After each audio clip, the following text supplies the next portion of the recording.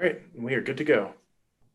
Okay, great. It is October 23rd at 3:01, and I'm really happy to call our meeting to order. So for item 2, approval of today's agenda, we actually have the student body president is able to join us today, and I know that she has a lot she would like to share about the diversity, equity, and inclusion topic.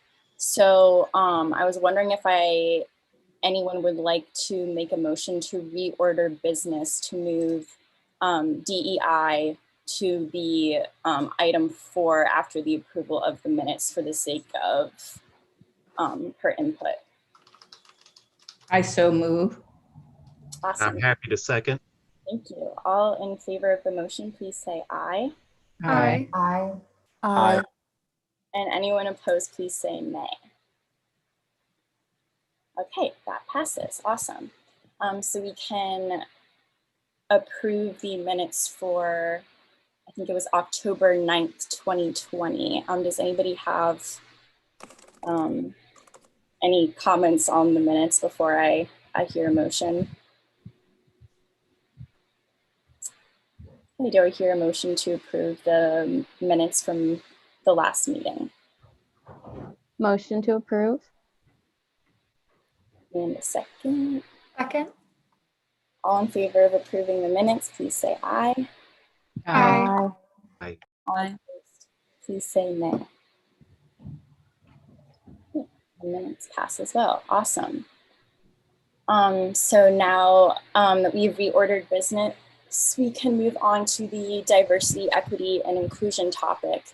And I know I put this in the form, but to reiterate for the minutes, my intention with this item today is that we are able to just really like share in our perspective and experiences in however it like best serves the members of this commission and the community in general, and then use that as kind of a honest starting point for our goals with DEI within this space going forward. So I'm kind of going to pose some intentionally open-ended questions with that in mind. I also will be periodically checking to see if there are new responses to the form I sent out, just in case anybody did want to submit a question that they would prefer not to say for whatever reason. And also with that being said, I obviously am only one perspective. And so I hope that you guys will kind of help me guide this discussion and challenge each other and ask each other questions during this as well, because I'm obviously limited in what I might think of. Yeah, so that being said, I think that the first thing to kind of acknowledge is this hasn't been something that we've really discussed in this space before. And so I think my first kind of open-ended question is why is that, number one? And then as a follow-up question, what should the conversation be moving forward and as a starting place for this?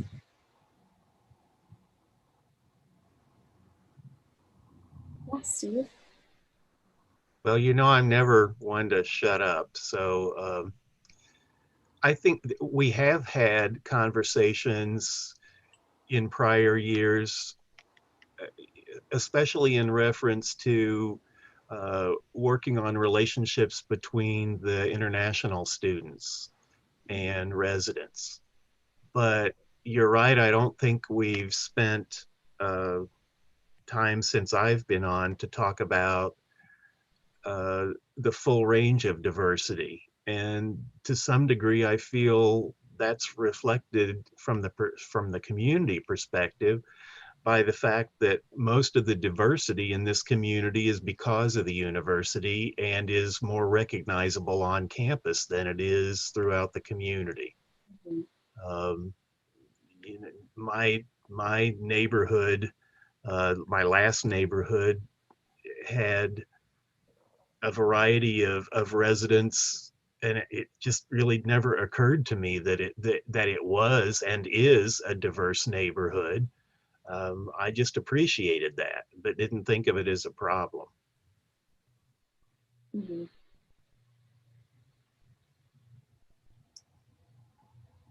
Does anybody else want to share?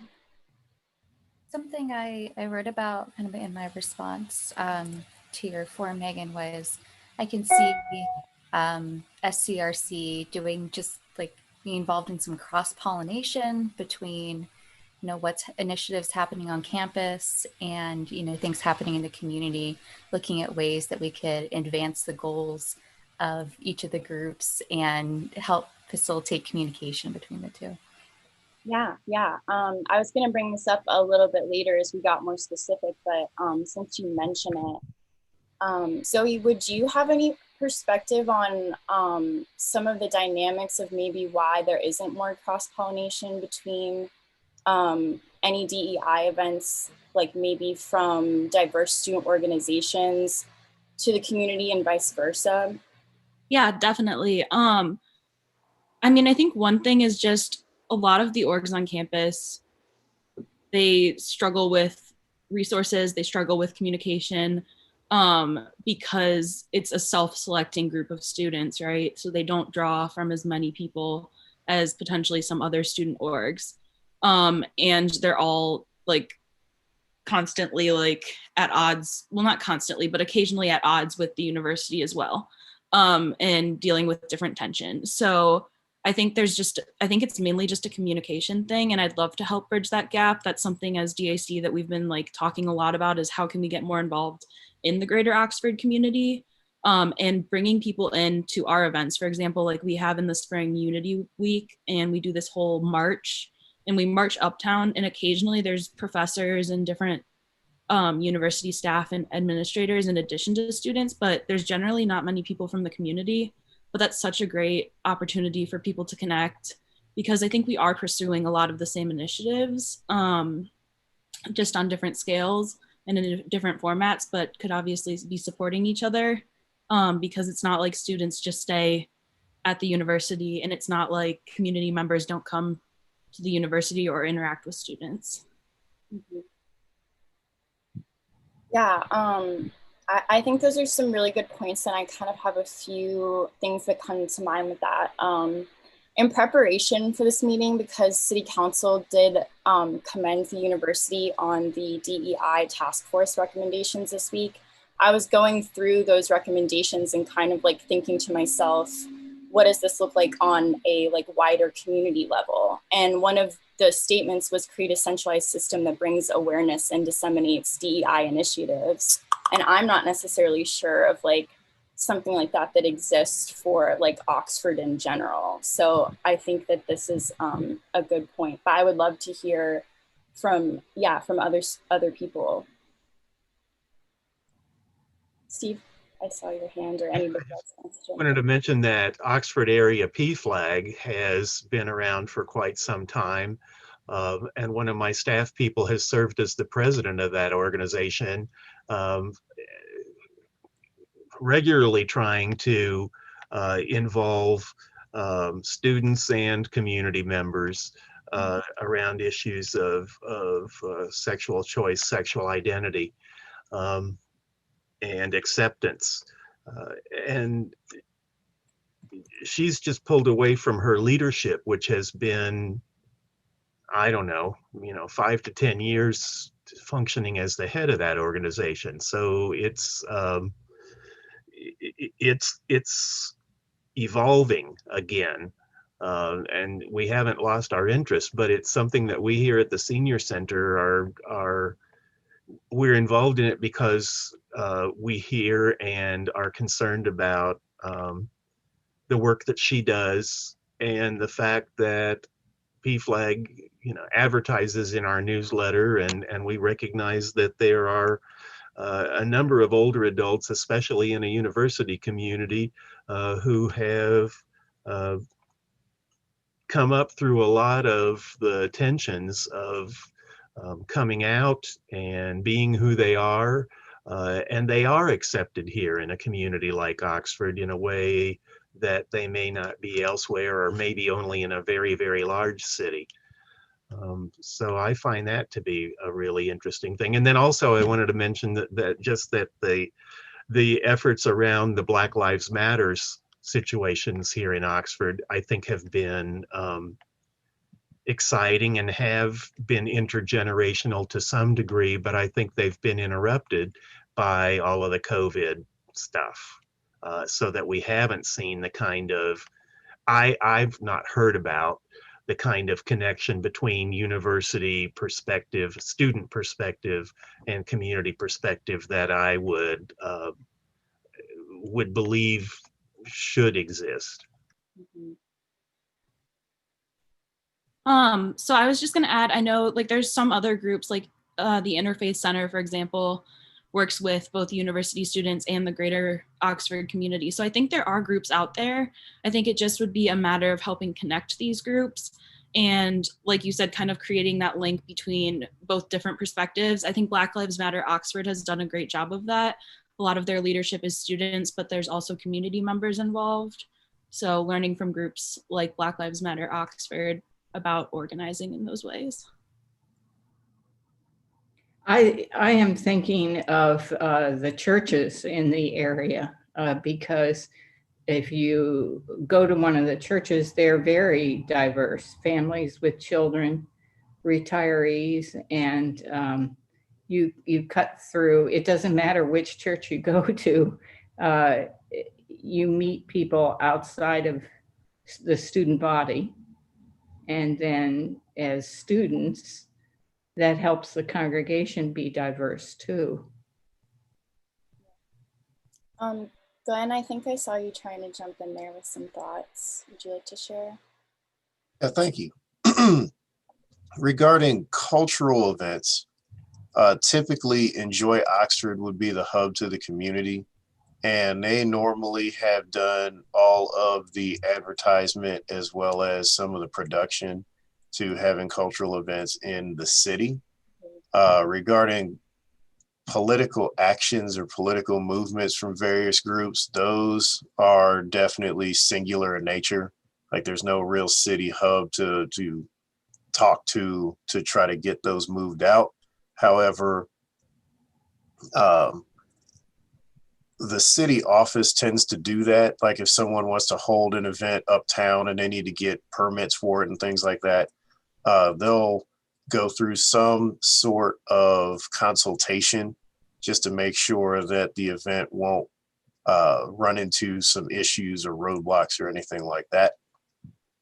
But regarding a centralization as far as the city is concerned, I don't think that there is one. I don't even know of a particular commission or group that we could probably appoint you to do that. Yeah, Jeannie. Hi, you saw like two faces of me for like a hot second. My computer was not working for like a good 5 minutes and I was really scared, really sad. But anyway, so I think it'd be a great opportunity here to like MAP is our big like event planning event, like everything at Miami. And Enjoy Oxford's that very big event planning, event central place to like find where events are happening. I think we have a great opportunity to partner these two organizations to help merge the two and kind of like start to go do like a back and forth of what events are happening in the Oxford area. Because I think from a Miami student standpoint, like I know of Enjoy Oxford, I like know the site. And I read up on it a couple of times when it comes to like what events are happening on where I want to go with a couple of friends to. But it's not really translated into like MAP and like their advertising. And I think it's a great opportunity here to start to like bridge the gap between the community in regards to events. And so like utilizing, like reaching out to MAP and saying, hey, could you advertise this out to like the Miami community to get more students to be engaging with the Oxford community, and vice versa can go there too with MAP, getting advertisements onto like the Enjoy Oxford like space. And so that's what I wanted to add. Yeah. I love that. Thank you. Do you have contact points that I might be able to share? Like Kim Daggy is the person for Enjoy Oxford. And I'm just wondering on the MAP side who that might be to try to get those two together. Leanne Brzezinski. Scott, you can go actually. Yeah, or Tiffany Harris. So Kim Vance or Tiffany Harrison would be the staff member to go to for that. She works with them on some other events, so that'd be an easy thing to do. All right. But once again, we're focusing on communication via computer, which leaves a certain segment of the community out. And if you don't know, the city has just decided to use some of its CARES Act money to install better wireless access at points across town. And with many of the, well, and now that Talawanda's gone back to online or to in-person classes, there are still students that don't usually have access to a computer all the time. They have a Talawanda computer at home. But I don't know that that means that their families have learned to take advantage of internet surfing or having email addresses where an interesting event is a notification is sent that way. So we still, I almost wish we could develop a town crier of some sort who. So I'd like to add some stuff to that. Yes, we passed CARES Act funding authorization for Wi-Fi in public parts in underserved areas with the intent that our assistant city manager looks into possibly creating a whole city Wi-Fi mesh network. Also, we did authorize funds to go to printing flyers that represent some of the things that go on digitally using social media for a specific distribution to our senior population. So that actually should be happening now. I do not know how to address that issue moving forward, but I just wanted to add that extra piece in there, is that we're working on trying to communicate to as many people in the city as we can. Yeah, Janie, go ahead. I don't know. Do people still like read the newspaper? I mean, like, I think it's a great thing to ask right there. Cause like for me on like Miami side, like I still pick up like the Miami Student, they still print the paper version of that. And so I think that like, I don't know if they still like print paper newspapers out for the Oxford Observer, but I think that's a great space to utilize when it comes to connecting with those individuals who don't necessarily use the internet or have internet access at this moment. Because again, I mean, the town crier is also a good idea too. I mean, I think it's a great idea. But honestly, I think that newspaper ultimately is like might be the best way to go for the time being until we figure out some way to centralize this information off of the digital sphere. Mm-hmm. Josephine, I know that you're a member of a multicultural sorority, and those events would maybe have some different like needs than, I don't know, like a different diversity organization. Is involvement from the community something that you guys would be like interested in, or what would that look like in your space, I guess is what I'm getting at. Yeah, so we really want to involve the community. Part of our initiative is to bring awareness to any community about diverse cultures, about all different types of peoples and experiences, because it's so important to diversify your input so that you're more equipped to deal with life around you. So community involvement would be, more community involvement would be spectacular at our events. And just a lot of different cultural organizations at Miami. There are so many student groups who want to educate the community and who are open and willing to do that. The students are a really great resource, and so are community members. There are some community members that I feel don't have those connections to engage in those conversations, and maybe like we can utilize this space to bridge those connections like we're already doing. And then I kind of wanted to circle back to the information dissemination. Local businesses typically have community boards that I feel like we could utilize to disseminate that information as well. In that way, like integrating more so into the community. Could you give an example of some of your activities? Absolutely. So we like to do cultural potlucks in which each of our sisters bring a food item or a whole dish that is indicative of their cultural experience. And then we share what that food item means, because for us, eating together really brings people together, and it allows us to share and really bring ourselves to the table. We also do an event called Blinded, in which we ask participants to be blindfolded and to talk transparently about issues regarding sexual orientation, socioeconomic situations, spirituality, and cultural identities. And so we ask people to discuss these things transparently so they're not inhibited by their visual prejudices or already set like meaning makings for those different kinds of identities. And how long have you been in Oxford or on campus? Our organization has been on campus since the early 2000s, 2001, 2002. Okay. And we've been putting on these types of events for at least the past 10 years.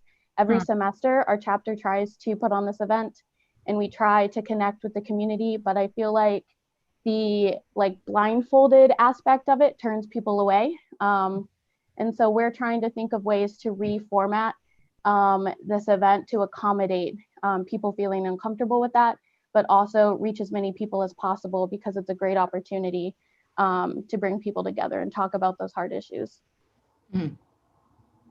This sounds awesome. I wonder if it could some scaffolding, just thinking best case scenario, maybe folks initially come to the potluck and get to meet people and feel comfortable in that space. And because I think that blindfolding thing is fascinating. I want to do research on that. That sounds so cool. But yeah, I'm thinking about how can we foster relationships. Okay, and couldn't you do that with a Zoom with no video? And and maybe just with a first name only on the name, which could really, allow. I mean, I know I was saying that there isn't enough internet access, but there are many of us from various age groups that can do that already, and that might be just really intriguing, I think. Yeah, that's the direction that we're going. We're thinking of renaming each person Human 1, Human 2. So there's an effort to know how many people are in it. And there's that just bias takeaway completely, because names can be indicative of cultural identity as well. So that's definitely the direction we're going towards. Thank you, Steve. Joy, did you have something you wanted to add? Yeah, sorry, Josephine, that was a great event. I'm really excited about that. I was sort of thinking through some things that we've talked about in the past, and it seems like transportation has been a little bit of a hindrance, both from residents getting to campus and being able to park, and then students being able to drive places in town if they don't have cards for events. And so I guess I'm wondering if anybody in the group has events that their organizations are hosting that are virtual that might sort of overcome that transportation hurdle right now. Definitely the Oxford Community Arts Center is doing some of that. And I just saw some interesting ones, I think, from Miami Performing Arts. So that goes both directions. And one of the things that City CARES Act money has allowed us to do is to purchase a 75-inch flat screen TV, so that our intention is to be able to allow some social distancing in arranging movable chairs, but to be able to use that for virtual, whatever we would, a travel log, anything that's on YouTube that we would want to take, exercise programs for seniors, multi-generational watching a Disney movie so grandkids could come with grandparents. But we're still struggling with the rules about reopening our site to the community, and and there are testing, actual COVID-19 testing requirements like you guys on campus are under, we would now need to do for anybody coming into our building. I'm going to try to move us on from events a little bit because there are some other things that came up in the responses. But before I do that, I just wanted to see if anybody would like to share like how are being inclusive right now, how they've been inclusive in the past, and how they consider communities that they're not necessarily a part of. Because I know that we're all very involved in different organizations. And so I kind of want to highlight some of those things real quickly. Well, I sort of feel like we live in town, like close to Ace Hardware, and the town is not diverse, but we help make it a little bit diverse. And the more we get to know students who live next door to us and across the street, the more diverse our experience is. Oxford's. Sorry, I'll go to Janie first and then Steve. Sorry, I do have to hop off really quickly. But I wanted to say, I think for me, how I try to make inclusion from the smallest scale is like saying hi to people and asking those simple questions of how are you, and kind of like asking questions where it's not really focusing on their identity, they're focusing on themselves as a human being. I think the biggest thing that we need to do when it comes to inclusivity is just getting to know the human being.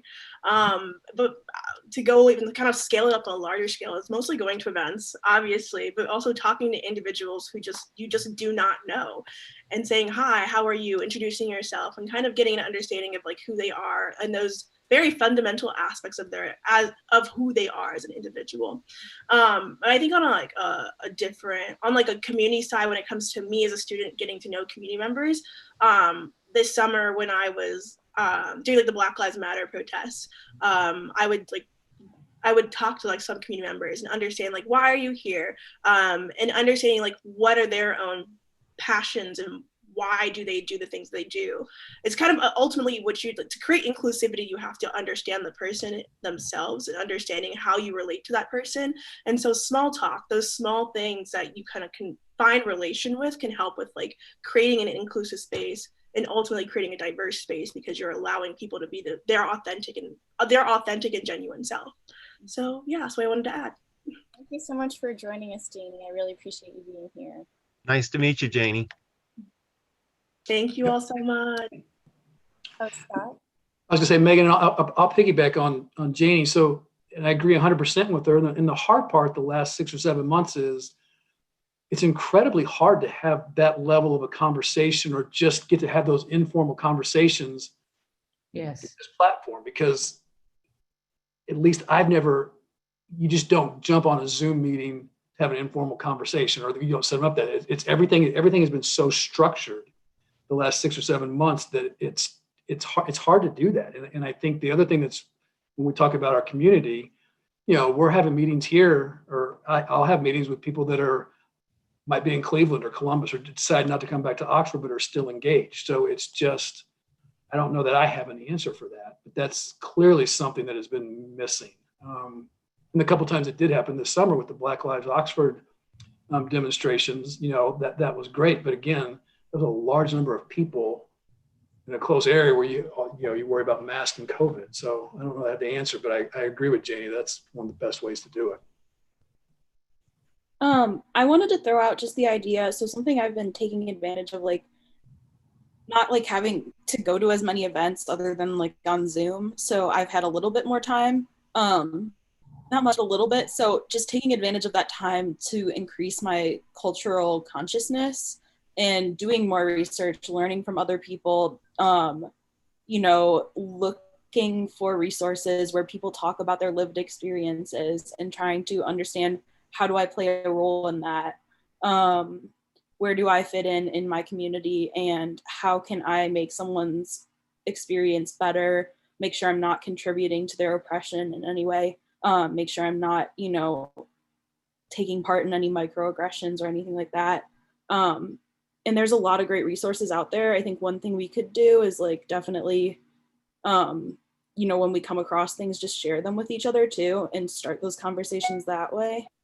But I think, there's a lot of groups out there as well that want to educate people. A lot of the orgs I work with want to educate people. So just showing up when you can and listening. I think to hop off of that, a lot of learning comes from making mistakes. I know that I've made a lot of mistakes and my friends have been there to call me out for it. So I think something great that we can all do as a community is hold each other accountable, but also be prepared to make mistakes, because when we try, that's what we do. And just be open to accepting that we're all going to make mistakes as we kind of strive to be more inclusive. I think that's really the best effort we can put forward, is acknowledging that we're not perfect and we're doing what we can. I like that, Sidra. Thank you. So what I kind of want to move us towards is some of the experiences that were shared via the response. There were a lot of things shared, like they didn't feel like their voice was as loud as the other maybe non-minority groups in the room, or experiences where they would say something and it wasn't maybe acknowledged, and then somebody else would say it and all of a sudden it was like a great idea. I'm paraphrasing here, so hopefully I'm characterizing that correctly, but I kind of want to end with asking you guys what systematic changes can we influence as a commission. And I think we really need to think about also, are we implementing the recommendations that we're commending on the university level? And so I know that that's like a big topic, and this is obviously not the last time that we are going to talk about this, but I think that's kind of what I see this boiling down to. And so if anybody has any kind of wrapping up thoughts on that, yeah, Steve? I don't think I'm familiar with the materials that you're talking about. Even though they may have been before city council, I don't know that that's been circulated well in the community. So I would like to see us have that material available for the next meeting so that we can react to it more directly, please. Yeah, absolutely. I will make sure that that's sent out with, I guess, the agenda and minutes would probably, and I can do that all in the same email. And also to, I forget who just said it, I apologize, but to the point of like sharing resources, if anybody else has something that they think would be good for us to be kind of on like a similar knowledge base, like going into some of these discussions that they think is a good read for everybody, send them to Andrew or I, and we can kind of like aggregate those. Last spring, the performing arts group had a traveling troupe through, I think the show was called Seven, where it was 7 women each discussing perspective of life from their own cultural background. And they came to the senior center, 4 of them, for a short reading and a conversation that was absolutely fascinating. That was, I almost wish that could be repeated on a regular basis. Both talking to the women in character and out of character, because each woman did have a background that represented the character that she portrayed. And it was very, very informative and moving. Hey, Megan. Yeah. I hate starting an answer with a question, but the question that I posed during city council when this kind of question popped up was, are you looking for symbolic or substantive change? Now, you spoke about systemic changes, which to me sounds like substantive change. But in my opinion, and this is just a personal opinion, not me representing Miami or the city of Oxford, the changes that have occurred so far in this town and of the places in this town have been symbolic changes. There have not been many substantive changes regarding a lot of the things that have been spoken about this year. Right. So no, I don't think that you're alone in that opinion at all. Based on the responses and based on conversations that I have with students and community members, you know, outside of this. So, and I've been working on more substantive change when it comes to certain issues. I can't talk about them right now because if I do that, then they may get changed. But there are certain things that I know that I'm working on because I have the platform to be able to do that regarding Miami University. The only thing that I can say about that is if you can employ the political process and get enough political momentum behind a particular thing, you will be able to push past what I consider to be the platitude and the obstacle that will get presented to you when they don't want something done. And the more that you can pass resolutions and move those over to other political entities at Miami, the easier that you can get initiatives that may or may not be substantive, depending on what your goals are, passed or implemented. I just wanted to add, I know the city is like commending them on the recommendations, and the recommendations are thorough. They're the best ones I've seen in my time at Miami. However, they've done this so many times, and there's a lack of follow through so many times, and students are frustrated. Students don't trust them. I've been Students were here 20 years. Yeah. So you're I think absolutely right. Be careful. I think we need to be careful and focus more on how do we hold them accountable to make sure these things are actually implemented rather than like, oh, they did a good job. Would you entertain a suggestion? And that suggestion is during Student Senate, you have a standing line item that goes over where individuals are when it comes to those points that they presented. Yeah, that will be on, I'm the executive cabinet side, and that will be a Senate initiative, but I feel like that would be something that we would definitely be very open to, and I will look into, and I'm sure the other senators represented here will also as well. It's almost like a water in a small stream. As long as it keeps flowing, it will cut that rock. You just have to have that constant pressure. Yeah. I hate to like move us on from such an important topic, and I really am pleased with everything that everybody shared, and I appreciate everybody speaking up, but we do have to still do the reports and stuff. So I'm going to move us on to agenda item 5 now, which will be the OPD report. Okay, and Laura could not make it today, but she did have something that she wanted to pass along. She said there's not much to report from us other than I anticipate an update being released next week on the fight at the Theta Chi fraternity house. And there was actually something else that I wanted to pass along. My boss told me about right before this meeting. There were 6 citations issued for mass gatherings. 5 of those were appealed, and the appeals were won. So just passing this information along.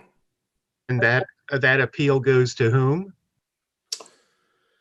It went to a hearing examiner, and she found all 5 not guilty. It seems the evidence presented was not enough, and the arguments made by the respondents were stronger. Okay. A hearing examiner working for the university or for the city or for the court? I would imagine the Butler County courts. It's not clear on this, so I think it's the county, Andrew. I was covering that same meeting, so it has to be the county would be my guess. It's Well, area court. I think it would be like the county court of common pleas, right? Well, it was Tara Jones, so she's a local attorney. I'm not exactly sure. We'd have to do some more digging on this to find out. So that's depressing. maybe we can at the next meeting provide an update on that. Yes, I will note that here. Okay. And then the MUPD report. Hi, it's Susan. We don't really have a whole lot to report. If you've been watching the university emails or the dashboard, our numbers are finally starting to go down. And then the university has obviously sent out recommendation that anyone on campus, whether you're inside or outside, wear your mask now, that type of thing. So, but as far as police related activity goes, it's been way down this semester, obviously, because we don't have the population that we normally do on campus. So, and the bar's closing at 10. We really like that. Because our numbers have gone way down with alcohol violations also. Amy, I'm sorry, were you trying to get a word in edgewise earlier and I missed it? Me? Yeah. I had some resources that I was going to recommend, but I'll send them to you and Andrew to share with the commission. I'm sorry about that. You're fine. You're fine. I gave you the floor. Okay, thank you, Susan. So moving on to updates, based on your thoughts and recommendations from the last meeting, I'm going to keep the COVID Information Committee kind of like updates on what we're working on as a standing item. And this is probably going to be how what I'm thinking is this is how we'll discuss like the coronavirus stuff moving forward, is like under this action item. So the first thing that we've been working on is a survey for students post-testing, so that we have a clearer idea of the experience and like state of that testing going through.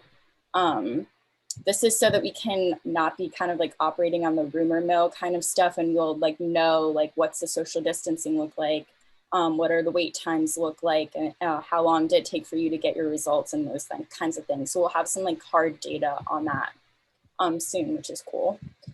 We've also been working on recommendations for potential communication regarding the disciplinary process, with specifically like violations of the mass gathering ordinance that are then communicated to the university, because a lot of students are just confused.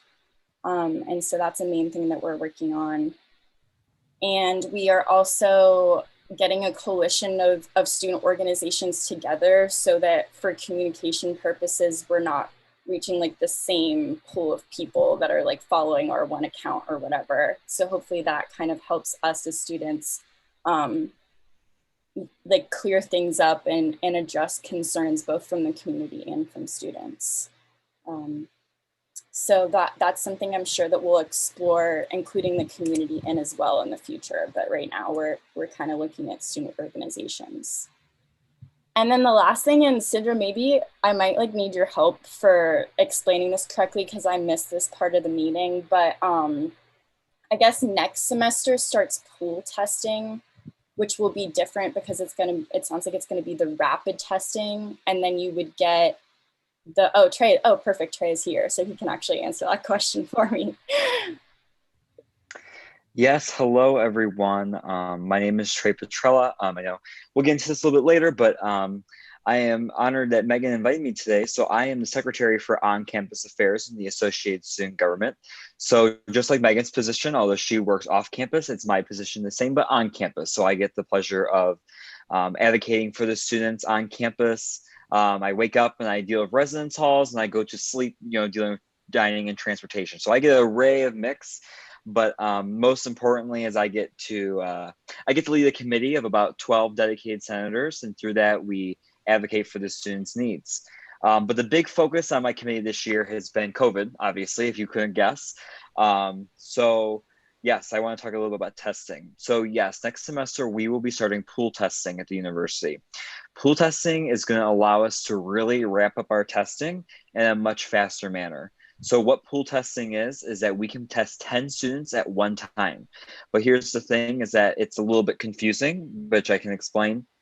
Pool testing, we cannot identify which of the 10 tested positive. So the good news is that if we get all 10 testing negative, that means they're in the clear, right? We can send them on their merry way. But if one test comes back positive, then we know that we take those 10 students, which we have the names of which test they gave us, and then we take those 10 and give them a real COVID test to identify who has tested positive and who has tested negative. So yes, at first we cannot identify who is the positive, but we will eventually get there, which will give, it matters them walking into another room to get the real COVID test, but it will allow us to test 10 students at one time and get those results within 50 minutes. So that is a new form of testing that we are adding to the university. I'm sure you are aware of YNET and surveillance testing. I can go into more details about those if you need more clarification. And we hope by next semester, our AVID testing, our rapid testing supplies will get here. But again, that's all up to supply chain issues. But as for now, I'm going to let Megan go back and she can maybe guide the next discussion. Yeah, thank you, Trey. I would not have explained that correctly because I was going based on the minutes. So, and then, so Trey, we'll revisit the whole on-campus stuff in a little bit, but our next update is just from the last meeting. I wanted to make sure that I kind of like gave some time because I couldn't be here to make sure that all of your questions were answered. There were two big things that I heard from the recording that that you guys were curious about. One was the like mental health without the spring break, and then of course the general like state of positive cases and things like that. And so I think Dr. Steve Large is going to be joining us for our next meeting, and he'll be able to answer like all of your questions about that in more detail because I'm not an expert on that and it changes a lot. So I thought that would be the best course of action. For the supporting locally owned businesses, I've been speaking with some creative organizations on campus, and I know that in our last discussion, one of the big things that came up was like, we just need different ways to support locally owned businesses because the reality is different right now. And so for that, the next meeting, I plan on having them come and kind of like give things that we may not have thought of and get feedback on that and see, explore that as a starting point for next steps with that goal. And then I also am hoping to have a disability studies professor come talk about physical accessibility because that's another thing that I myself am not an expert on. But if there were any other questions from the last meeting that you felt like were still outstanding. Yeah, Andrew. So one quick update, we talked a lot about the gift card program for the business stimulus. That program has actually been discontinued. We've stopped selling those gift cards. Okay. So they're looking to figure out what to do now, but that e-commerce site was shut down. I was the one who worked on it. So I had kind of heard about this, but I wasn't quite sure what was happening at our last meeting. So I didn't know anything conclusive at that point. So just wanted to give you a heads up that I had looked into it more after the meeting. Thank you, Andrew. But Andrew, that is with the city doing something instead of that is still going to support the businesses, isn't it? And Glenn, that's my understanding. From what I understand, they're still looking for something to replace that. Glenn, is that accurate? Yep. Thank you.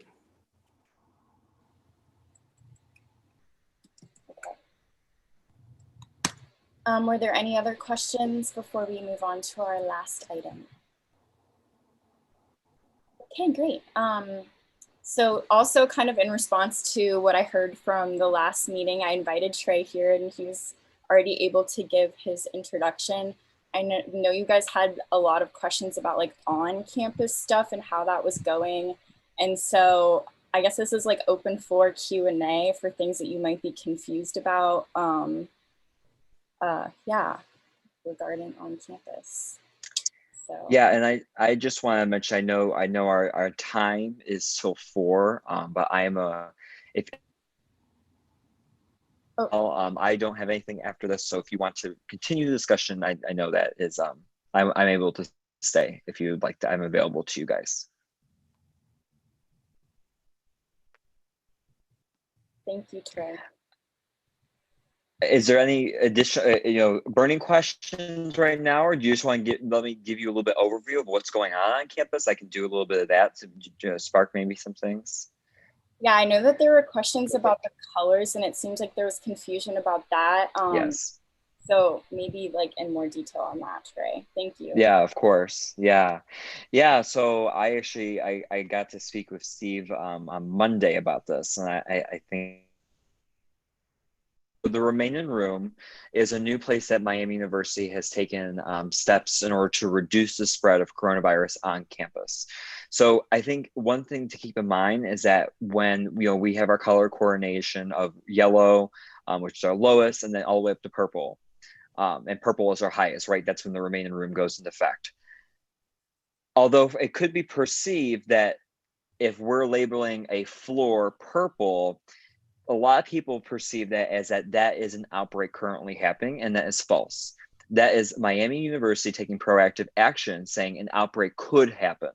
So in order for a floor to get a remain in room order, 5% of the floor must test positive for coronavirus within a week, and there must be statistical evidence of an outbreak happening. So it's kind of hard to get into that category, but like I said, then once we get that evidence, then we say, all right, obviously there must be an outbreak that could be forming. So we want to take the proactive measures to stop that spread. So once that happens, the students who live in those residence halls are notified via email and saying you are now in remaining room.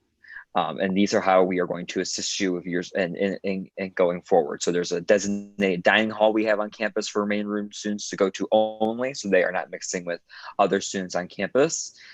We have mental health resources available to them, so then if they need to call someone, we have administration checking on them. It's meant to replicate a quarantine. Also, what happens is Tri-Health moves in basically to the hall. I mean, they're not saying they're 24/7, but they're monitoring the situation. It's not the university; it's Tri-Health provider. And once that happens, they are continuing to test students on a regular basis. In order for a room to get out of remain in room, the whole floor must test negative twice within a testing period. That's when Tri-Health decides to test them. So it's actually very difficult. So I think there was a lot of questions revolving why are we not seeing purple go back down to reds or back to oranges? It's very hard for a floor to get back to those safer levels. And the reason why is because Miami wants to ensure that that outbreak is dead, basically. We don't want that. I should not say outbreak. We don't want that outbreak to continue into an outbreak. We want that to go down to where it's more under control. If a student tests positive when they're in a remain in room order, they are then moved over to our isolation and quarantine dorm. So we are not keeping sick kids in the residence halls. We are then moving them over to the isolation and quarantine, which is meant for, and they are giving them more additional resources there so that they are getting healthy and not going out into the community. So does that make sense and a little bit more clarity on the remaining room order? Yeah, one of the things I pointed out to Trey was that by using the same colors that the state is using, and yet the definitions are different, that the confusion created in the community is that the situation on campus is much worse than the safety efforts that the university is taking. So it was soothing to hear that, and I hope that's the kind of information that will be getting out more to the Oxford community in the near future. When will it begin? The remaining room is already in place. Okay. And there's a tracker on Miami's website you can go to, and you can see what dorms are in remaining room. Hmm.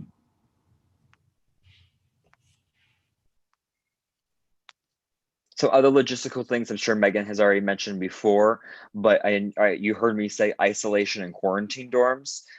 Isolation is for students who have tested positive and they will remain in the room for 10 days. For quarantine students, those are students who have been in contact with a person who has tested positive. So for example, if Megan and I were roommates and I test positive, I would go to the isolation dorm for 10 days. Megan would go into the quarantine dorm for 14 days because we need to monitor her symptoms in order to make sure she is not developing COVID as well. In those two, students are not, it's by Butler County Health order, so they cannot leave. Food is delivered to them through the university. And again, they give all those different resources from the university as well. Administrator checking in on them, mental health resources provided, all different kinds of stuff. Mm-hmm.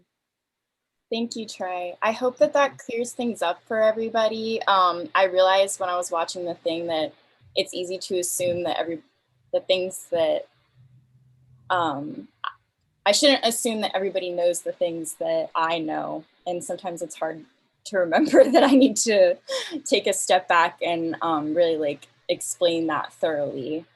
So I really appreciate you coming, Trey. Are there any other questions for him?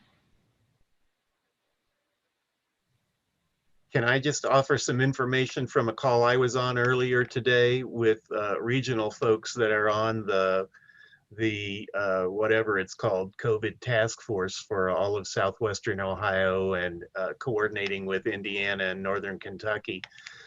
And they are very concerned that it's looking at all of the statistics of growth and the R factor, which is the repetition factor, that we're truly going the wrong direction. And they expect that in this week's governor's report that Hamilton County will hit the purple state for in the state level, and that possibly Butler County will as well.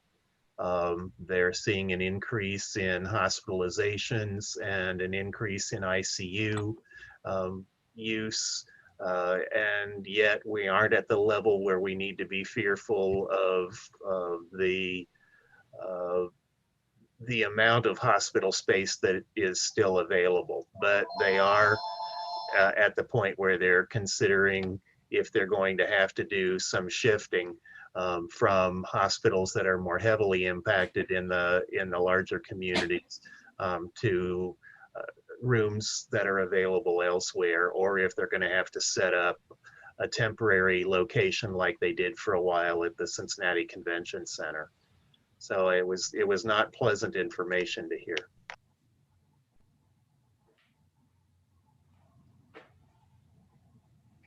Well, I wanted to say thank you before you guys end for allowing me to come speak to you today. If you have any more questions about on-campus real issues, you can ask Megan or Scott. They can get you in contact with me. I'm more than happy to ask you questions, but not sure if Sidra has told you a secret, but Sidra is one of the fantastic senators that serves on my committee, so she can also give you some great insight to the On-Campus Affairs Committee. Mm-hmm. Yeah, thank you for your work. Thanks, Trey. Are there any other announcements or any thoughts before we hear a motion for adjournment? Vote. Yes. If you haven't already, you'll see these around, and lots of people have voted early, and I'm assuming you can help out, and if there are students who need to go to vote now, they can do so with helping each other with the transportation. Otherwise, it's November 3rd. And Oxford Seniors is still doing its voter van, so you can call us, and we're driving twice a day when there is need, a 9:30 departure and a 1 o'clock or 1:30 departure. Took me about an hour and a half yesterday to stand in line and vote. And also Oxford Seniors this coming Wednesday is having a second drive-through flu shot clinic with Walgreens. So we're asking if anybody wants to come for that. They call in advance so they get kind of a slot time, so our parking lot doesn't get overloaded with people who are waiting. But 3 weeks ago, we did 73 shots, and we're up into the 40s for reservations right now.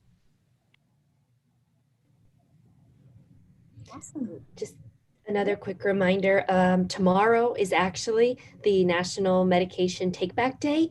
Miami Police, Oxford Police, and Oxford Township Police are all hosting this event. So anyone can bring unused expired medicines up to the Uptown Park or to the Oxford Township Police Department. Something new this year that the Drug Enforcement Administration is offering is that e-cigarette cartridges or devices with batteries removed, and I'm supposed to say that again from Lieutenant Finning, batteries must be removed, can be brought back. And the Youth Action Team, which is made up of Talawanda and Miami students, really see this as a great, if you feel like you are ready to quit and this is not something you want to engage in anymore, discard them, no questions asked, police will take them, and then there are resources available to help you in your nicotine cessation. So that's tomorrow, 10 to 2 in the Uptown Park, and we'll see you there. Thank you so much, Amy. Okay, if there's nothing else, do I hear a motion to adjourn? So moved. This is the easiest part, guys. Yeah. I second that motion. Thank you. All in favor of adjournment, please say aye. Aye. Aye. Aye. Thank you for running the meeting last week, Joy. Yes, you did such a good job. I watched the video. I really appreciate you stepping up. Seriously. Great. Thank you. Bye, everyone.